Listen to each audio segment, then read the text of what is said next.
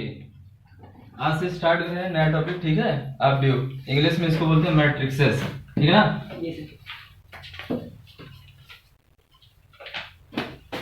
तो सबसे पहले बात करते हैं आप व्यू होता क्या है और इसका प्रयोग सबसे पहले किसने किया था। तो आप व्यू शब्द का जो सबसे पहले प्रयोग किया था उनका नाम था जे क्या नाम था बताओ? जे सिल्वेस्टर, है ना। सबसे पहले आव्यूह शब्द का प्रयोग किया था किसने? जे सिल्वेस्टर ने 1850 में, ठीक है। फिर इस आव्यूह के बारे में विधिवत अध्ययन किया आर्थर कैले ने, ठीक है ना। 1858 की बात है ना। तो आव्यूह शब्द का सबसे पहले प्रयोग किया जे सिल्वेस्टर ने, और आव्यूह का सबसे ज्यादा जिन्होंने अध्ययन किया उनका नाम था आर्थर कैले, है ना। अब समझते हैं आव्यूह होता क्या है और आव्यूह का प्रयोग कहाँ है, आव्यूह हम लोग पढ़ते क्यों है। जैसे आपसे अगर कह दिया गया लीनियर इक्वेशन सॉल्व करने के लिए, लीनियर इक्वेशन आप लोगों ने पढ़ा होगा। लीनियर इक्वेशन क्या होता है? ऐसा समीकरण जैसे लिख दिया x प्लस वाई बराबर का 6 और x माइनस वाई बराबर का 4, कुछ लिख दिया है ना। तो इस समीकरण को क्या बोलते हैं? Linear equation. लीनियर इक्वेशन ये होता है जिसमें चर राशियों की घात क्या हो? 1 हो। जैसे इसमें चर राशि 1 है x और इसमें y, तो इसमें चर राशि की घात 1 है, इसमें भी चर राशि की घात क्या है? 1 है। उसी तरीके से इसमें चर राशि की घात, इसमें चर राशि की घात 1 है ना।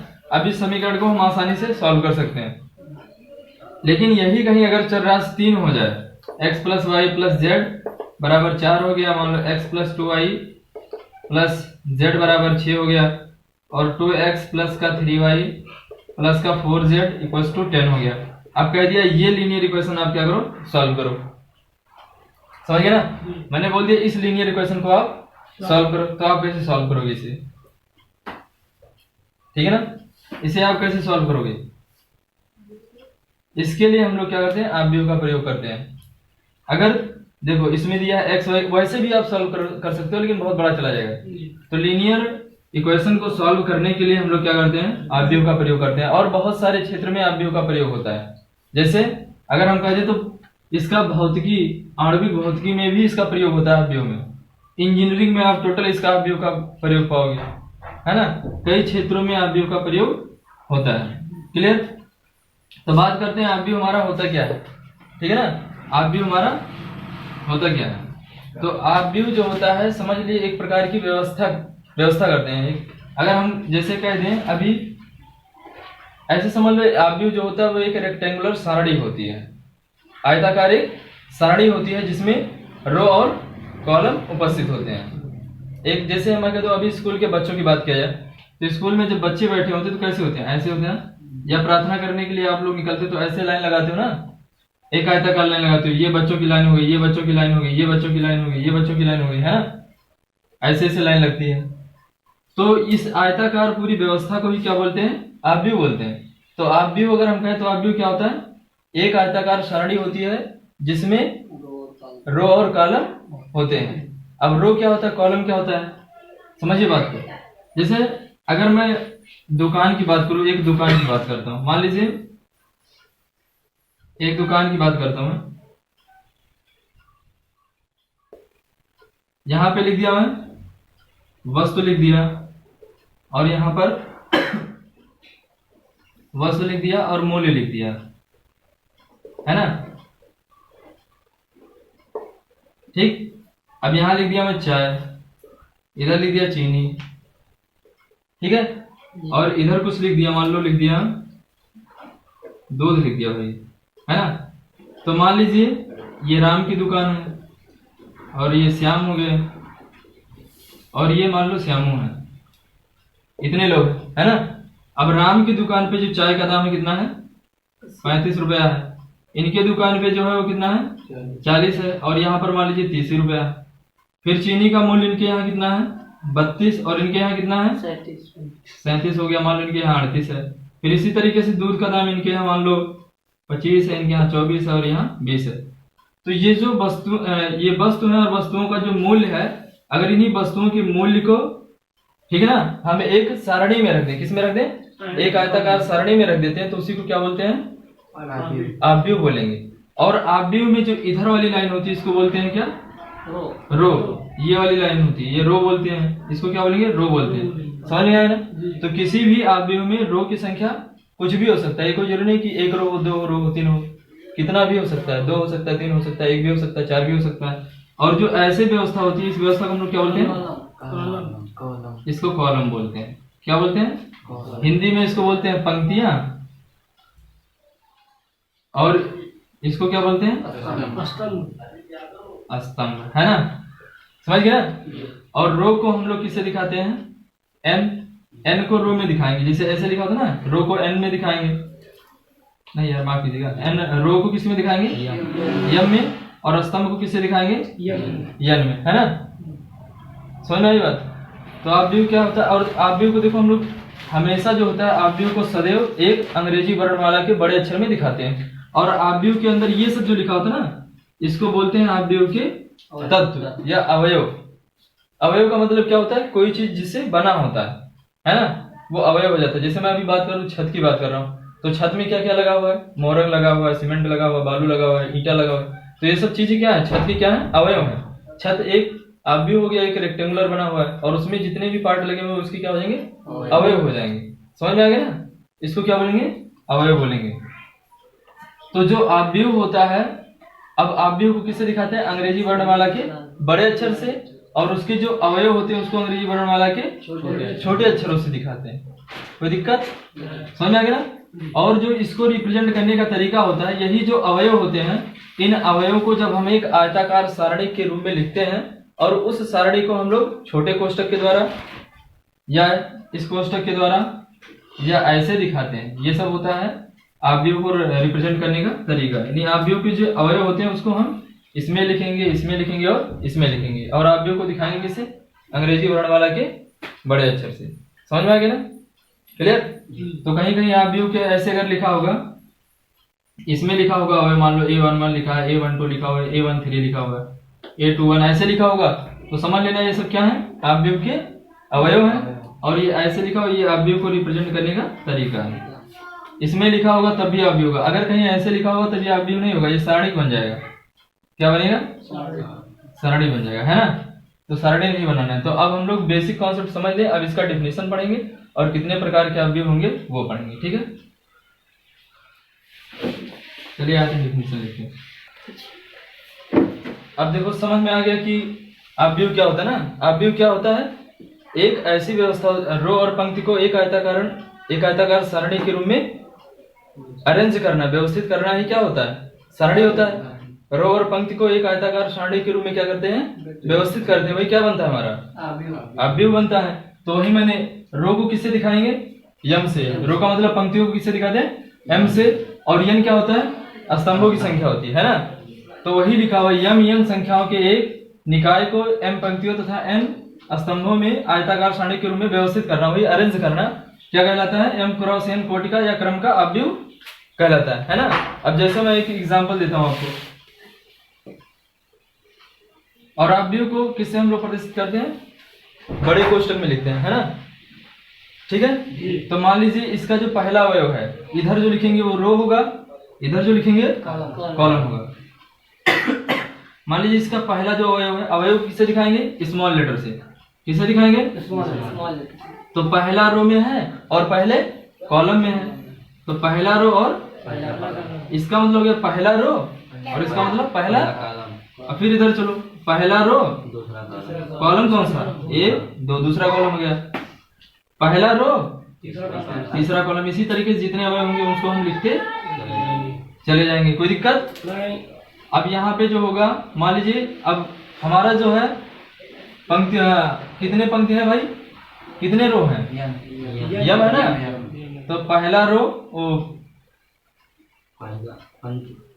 पहली पंक्ति, और कॉलम कौन सा हो जाएगा भाई, 1 कॉलम 2 कॉलम 3 कॉलम 4 कॉलम 5 6 7 8। अब कहाँ तक जाएंगे, कितने कॉलम तक जाएंगे, यन तक, है ना। इसी तरीके से अब इसमें आ जाओ। अब कौन सा रो हो गया, पहला रो दूसरा रो, इधर चलेंगे तो रो ना, पहला रो दूसरा रो, पहला कॉलम, दूसरा कॉलम, तीसरा कॉलम, चौथा, ऐसे कहाँ तक जाना, n तक। तो दूसरा रो पहला कॉलम, दूसरा रो दूसरा कॉलम, समझ में आ गया ना। फिर दूसरा रो तीसरा कॉलम, कहाँ तक जाएंगे भाई, n तक जाएंगे, है ना। इसी तरीके से आ जाओ तीसरे में, तीसरा रो पहला कॉलम, फिर तीसरा रो दूसरा कॉलम, तीसरा रो तीसरा कॉलम, ऐसे कहाँ तक जाना है, तीसरा रो तीसरा कहाँ तक जाना भाई, n कॉलम तक जाना है ना। अब इसी तरीके से आप बढ़ते चले आओगे, है ना। तो इधर चलेंगे तो क्या बढ़ रहा है, ये कॉलम 1 2 3 4 5 है ना। इधर चलेंगे पंक्ति, तो पहला कॉलम, दूसरा कॉलम, तीसरा कॉलम, चौथा कॉलम, पांचवा कॉलम, कहाँ तक गए थे, n कॉलम तक। इसी तरीके से पहली पंक्ति, दूसरी पंक्ति, तीसरी पंक्ति, चौथी पंक्ति, अब कहाँ तक पंक्तियां जाएंगी, पंक्तियों की संख्या क्या हो जाएगी, समझ आएगा ना। अब ये लास्ट वाला लिख रहा हूँ, यम पंक्ति पहला कॉलम, फिर यम पंक्ति दूसरा कॉलम, फिर यम पंक्ति, तीसरा कॉलम, कहाँ तक जाएंगे भाई, यम पंक्ति n कॉलम को। तो इस मैट्रिक्स को हम क्या बोलेंगे, m क्रॉस n मैट्रिक्स, क्या बोलेंगे, m क्रॉस n मैट्रिक्स। तो ये हो गया मैट्रिक्स का एग्जांपल। इसको अगर ऐसे भी लिखा है तब भी सही है ना, कहीं कहीं ऐसे लिखा होगा तब भी सही है। क्लियर, समझ आ गया। अब दूसरा टॉपिक इसका पढ़ते हैं, मैट्रिक्स की कोड और क्रम या कोड, आव्यूह का क्रम या कोड। ध्यान समझिएगा, आव्यूह का क्रम या कोड, कोड। ये कभी कभी एक नंबर का पूछ लेता है भाई, कि कोड निकालने के लिए देता है, आपसे मैट्रिक्स दे देगा और पूछेगा कोड। तो कोड का मतलब ये होता है हमें m क्रॉस n का मान निकालना है। किसका मान निकालना है, m क्रॉस n, यानी कितने पंक्ति हैं और कितने कॉलम है, यही हमें निकालना होता है। पंक्ति क्रॉस कॉलम बराबर क्या होता है, आव्यूह का क्रम या कोड। अब जैसे इसमें निकालना है, तो ये मैं एक आव्यूह लिख रहा हूँ, ध्यान सुनिएगा, 2 3 4 5 6 7 8 9 4 0 2 3, है ना। यम क्या है, पंक्ति, n क्या है, कॉलम। तो कितने पंक्ति है बताओ इसमें, 4 पंक्तियों की संख्या देखो, 4 1 2 3 4। तो यम की जगह पर कितना लिखेंगे, 4। अच्छा, कॉलम कितना है, 1 2 3 क्रॉस 3। इसका मतलब इसका ऑर्डर क्या हो जाएगा, 4 क्रॉस 3। तो यही क्या होगा, इसका क्रम होगा या कोड ही होगा। समझ में आ गया, क्रम कोड निकालना है, बिल्कुल जितना दिया रहेगा m क्रॉस n निकालना है, समझ गए ना। तो किसी भी मैट्रिक्स का, यानी इस मैट्रिक्स का m क्रॉस n कितना हो जाएगा, 4 क्रॉस 3। ऑर्डर निकाल सकते हो आप, क्लियर, समझ में आ गया। अच्छा, एक चीज आपसे और कहता है, आव्यूह के तत्व या अवयव क्या होते हैं, यही है आव्यूह के तत्व या अवयव। तो इसमें अगर हम आपसे कह दिया कि आव्यूह के तत्व या अवयव क्या होते हैं, एक ये वाला पार्ट देख लो, आव्यूह के तत्व या अवयव।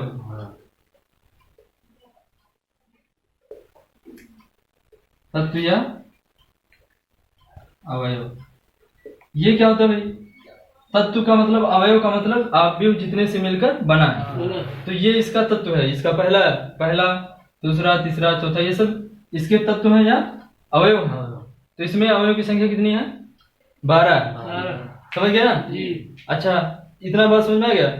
अच्छा, जैसे इसमें मैं हमसे ऐसे कह दिया कि ये वाला एलिमेंट बताओ कितना है, इस वाले एलिमेंट की वैल्यू बताओ, इसका मतलब क्या हुआ, इसका मतलब कितना हो गया, दूसरा पंक्ति, दूसरा पंक्ति, तीसरा कॉलम। तो दूसरा पंक्ति कौन सा है, दूसरा पंक्ति देखो ये है, और कॉलम कौन सा है, 3। तो कितना हो जाएगा, 7 हो जाएगा। अब समझ आ गया। जो तत्व होते हैं उसको ऐसे लिखते हैं स्मॉल लेटर में, है ना। मैंने बताया जो आव्यूह के तत्व होते हैं उसको हम लोग किसे दिखाते हैं, अंग्रेजी वर्णमाला के स्मॉल लेटर से। तो उसको ऐसे लिख देते हैं IJ। आई का मतलब होता है, आई जो होता है रो को रिप्रेजेंट करता है, किसको रिप्रेजेंट करता है, और जे किसको रिप्रेजेंट करता है, कॉलम को रिप्रेजेंट करता है। यानी कौन सा रो है और कौन सा कॉलम। ऐसे लिख दिया कहीं 2 3, इसका मतलब i का मान 2 और j का मान 3 है ना। इसका मतलब दूसरी पंक्ति तीसरा कॉलम। समझ आ गया। तो ये होता है आव्यूह के तत्व या अवयव। ठीक है, अब आइए इसके भेद पढ़ते हैं। रोक दो। देखिए, जो आव्यूह का निरूपण होता है, यानी आव्यूह को हम लोग प्रायः अंग्रेजी वर्णमाला के बड़े अक्षरों से, ये बात पहले बताई थी ना कि आव्यूह को किससे दिखाते हैं, अंग्रेजी वर्णमाला के बड़े अक्षरों से प्रदर्शित करते हैं। और उनके जो तत्व होते हैं, देखो, तथा उनके तत्वों को उनके संगत छोटे अक्षरों से, संगत मतलब जैसे यहाँ ए लिखा है ना, अगर ए लिखा तो इसके जो अवयव होंगे उसको किससे रिप्रेजेंट करेंगे, ए से, ए के साथ रिप्रेजेंट करेंगे विथ अनुलग्न, अनुलग्न के साथ में। अनुलग्न का मतलब क्या होता है, जैसे ए लिखा है तो इसका अनुलग्न क्या बनेगा, पहला रो है पहला कॉलम, तो अनुलग्न क्या लिखेंगे, पहला रो पहला कॉलम। इसका अनुलग्न क्या बन जाएगा, पहला रो दूसरा कॉलम। इसका अनुलग्न क्या बनेगा, पहला रो दूसरा कॉलम। समझ आएगा ना। अगर यहाँ पर बी होता, यहाँ पर बी होता तो इसको हम क्या लिखते, कैपिटल बी, तो यहाँ पर लिखते B11 B12, यानी जो रहेगा, है ना, वही तो लिखा। आव्यूह को प्रायः अंग्रेजी वर्णमाला के बड़े अक्षरों से तथा उनके तत्वों के, अब उनके तत्वों के संगत, मतलब ए रहेगा तो ए, बी रहेगा तो बी। समझ आ गया जी। अब यहाँ पर B21 B23 है ना, फिर B31 B32 B33, ऐसे भी दिखाते हैं कोष्टक में, और फिर ऐसे भी लिखते हैं, है ना, B11 B12 B13 B21 B23 B31 है ना, ऐसे भी लिखते हैं। तो दोनों सही भाई, क्या ऐसे लिखे जाए और कहीं कहीं ऐसे भी लिखा होगा, डबल लगा के यही चीज इसमें कॉपी कर देना, B11 B12 B13 B21 B22 B2 B31 B32 और B। समझ आ गया ना।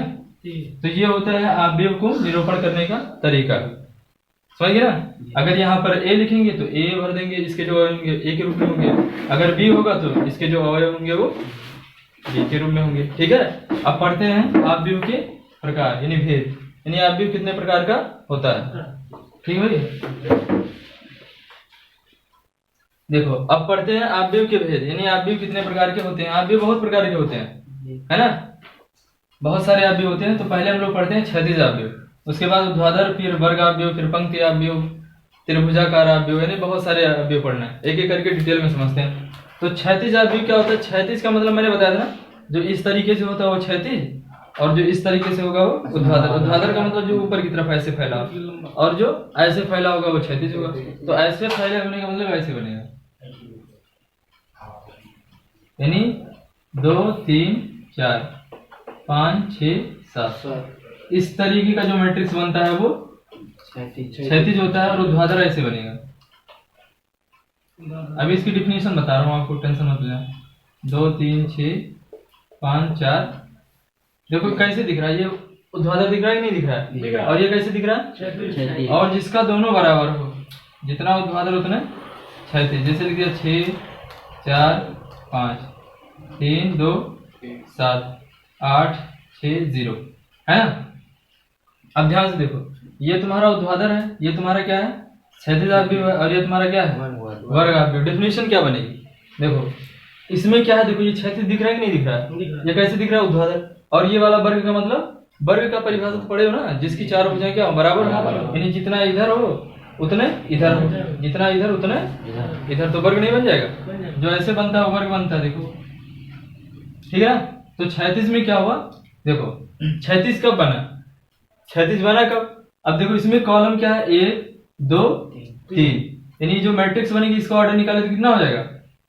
देखो पंक्ति कितनी है 1 2, पंक्ति कितनी है 2, और कॉलम कितना है 1 2 3। यही तो बताया था m गुणे n, यानी m क्या है पंक्तियों की संख्या, पंक्तियों की। तो पंक्ति कितनी, एक पंक्ति 2 पंक्ति, तो 2, और स्तंभ कितने 1 2 3, समझ गए ना? जी। तो अब इसकी डिफिनेशन आप खुद से बना सकते हो। कैसे बना सकते हो? ऐसे अवयव जिसमें पंक्तियों की संख्या कम हो स्तंभों की तुलना में, यानी जिसमें स्तंभों की संख्या ज्यादा हो पंक्तियों की संख्या से, उसे क्या कहेंगे?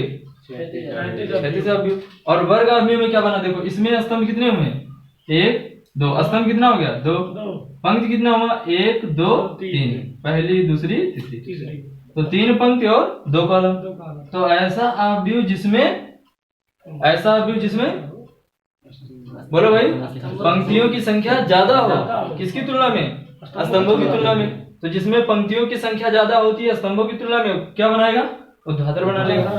और इसमें देखो जितना पंक्ति उतना कॉलम, यानी जिसमें पंक्ति और कॉलम दोनों की संख्या क्या हो? बराबर हो, तो उस अवयव को क्या कहेंगे? वर्ग अवयव। क्लियर?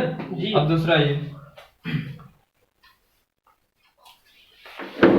दूसरा देखो। अब चौथा देखिए। चौथा जो है वो क्या है? पंक्ति अवयव या पंक्ति सदिश। इसको पंक्ति अवयव, पंक्ति का मतलब होता है ऐसा, देखो जिसमें पंक्ति ही केवल दिखाई दे। देखो इस तरीके से स्तंभ जो दिखेगा वो इस तरीके से दिखेगा, है ना? पंक्ति का मतलब जो ऐसे दिखाई देगा, स्तंभ जो होगा ऐसे दिखाई देगा। तो पंक्ति अवयव में एक एग्जांपल लिखता हूँ पंक्ति अवयव का, 3 और 5। एक और लिख दे रहा हूं मैं, 4 6 3, है ना? तो इसमें क्या दिख रहा है? कैसे दिख रहा है बताओ? ये ऐसे पंक्ति का मतलब जो ऐसे दिखाई दे, वर्टिकल दिखाई ना दे, ऐसे हॉरिजॉन्टल दिखाई दे, तो पंक्ति अवयव किसको कहेंगे? जिस अवयव में एक पंक्ति हो और स्तंभ कुछ भी हो सकता है। पंक्ति कितना हो भैया? एक का पंक्ति तो है, और स्तंभ कुछ हो, यानी पंक्तियों की संख्या हमेशा क्या रहेगी? 1। और इसमें स्तंभ कितना है? 2, यानी एक पंक्ति हमेशा रहेगा। इसमें क्या पंक्तियों की संख्या? 1, स्तंभों की संख्या 1 2 3, और ये 1 ही है। तो पंक्तियों की संख्या 1, स्तंभों की संख्या 3। तो ऐसे अवयव को हम लोग क्या कहेंगे? पंक्ति अवयव बोलते हैं, उसको बोलते हैं पंक्ति सदिश। इंग्लिश में बोलते हैं रो मैट्रिक्स और रो वेक्टर, ठीक है ना? यानी पंक्ति अवयव ऐसा अवयव जिसमें पंक्तियों की संख्या 1 हो और स्तंभों की संख्या कुछ भी हो, है ना? उसको हम क्या बोलेंगे? पंक्ति अवयव या पंक्ति सदिश। और इसमें आ जाओ आप स्तंभ वाले में, तो लिख दिया 2 3 2, चलो 4 लिख दिया, 6 लिख दिया, है ना? तो इसमें क्या दिख रहा है? इसमें एक स्तंभ, पंक्तियां कितनी है? 3। तो पंक्तियां हो गई 3 और स्तंभ 1, ऐसे लिख दिया।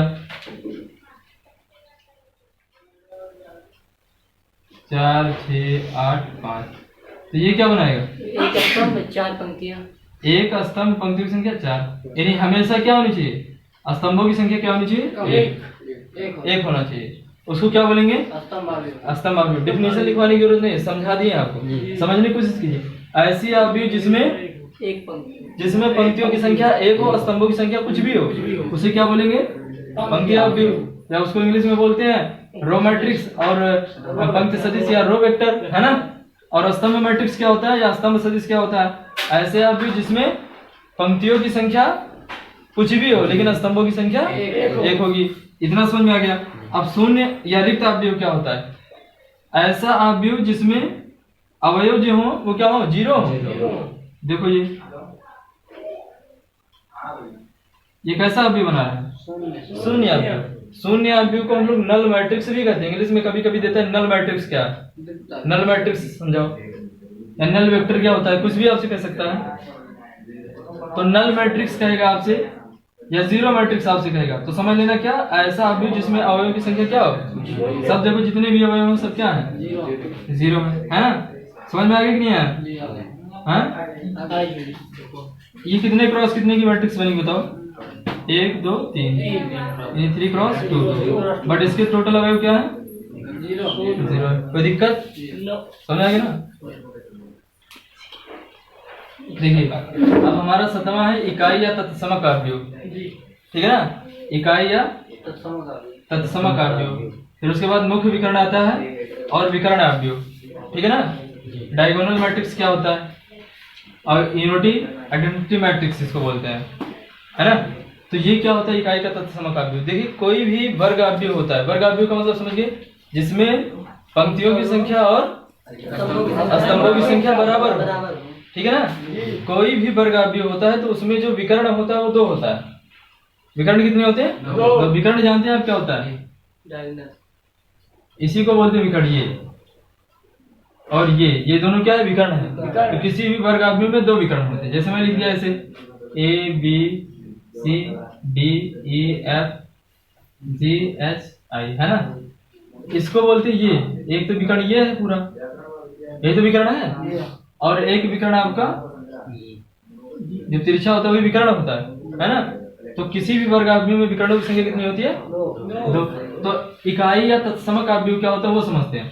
कोई भी हम एक ऐसा अवयव ले, कोई भी एक ऐसा वर्ग अवयव ले जिसके मुख्य विकर्ण को छोड़कर सभी एलिमेंट क्या हो? 0 हो। सभी एलिमेंट क्या हो? 0 हो। तो उसे क्या बोलते हैं? इकाई या तत्समक अवयव। देखो कैसे, एक लिखा 0 0 0 1 0 0 0 1। अब देखिए इसमें डायगोनल को छोड़ के देखिए विकर्ण को छोड़कर सभी एलिमेंट क्या है? 0। यानी इकाई या तत्समक अवयव, यानी जो विकर्ण हो, जो मुख्य विकर्ण हो क्या हो? 1 हो और सभी तत्व क्या हो? 0। तो उस अवयव को क्या बोलेंगे? समझ आया कि नहीं आया? बोलो भाई। एक की जगह पे और कुछ नहीं लिख सकते। इकाई वाले में एक की जगह पर केवल एक रहेगा। अगर आइडेंटिटी मैट्रिक्स कहेगा तो एक ही रहेगा, यहाँ पर कुछ नहीं होगा, केवल एक रहेगा। समझे बात? क्लियर? आइडेंटिटी वाले में एक, इसमें होता है विकर्ण अवयव में होता है। विकर्ण अवयव में ये जो विकर्ण होता है ये कुछ ना कुछ रहेगा और अदर वाले क्या रहेंगे? 0 रहेंगे। तो वहाँ विकर्ण वाले में कुछ भी हो सकता है। अच्छा, मुख्य विकर्ण क्या होता है? जैसे ये मैंने बताया ना, कोई एक वर्ग अवयव लो, कोई भी वर्ग अवयव होता है उसमें कितने डायगोनल होते हैं? 2 होते हैं, है ना। 2 विकर्ण होते हैं। जैसे लिखा था A B C D E A B C D E F G H I, है ना।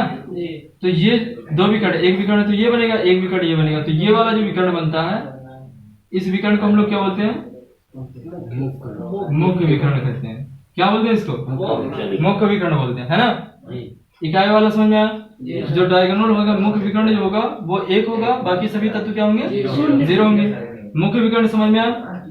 कोई भी वर्ग अवयव ले, ये कितने क्रॉस कितने की है? 3 क्रॉस 3 है ना। कोई भी वर्ग अवयव ले तो उसका जो दाएं से, ये दाएं ही तो है, बाएं से ऊपर से नीचे, दाएं बाएं से ऊपर से नीचे, दाएं जाने पर जो विकर्ण मिलता है वही क्या होता है?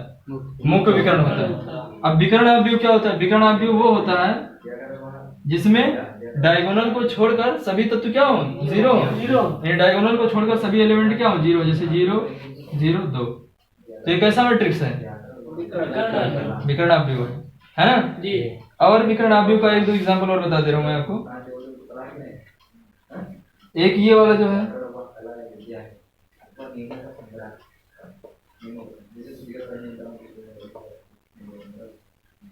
अब आपके दिमाग में आएगा कि आइडेंटिटी मैट्रिक्स है ना।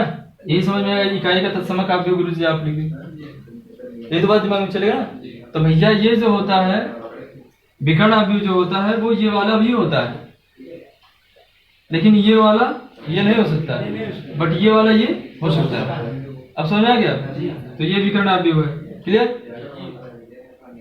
ये वाला रोक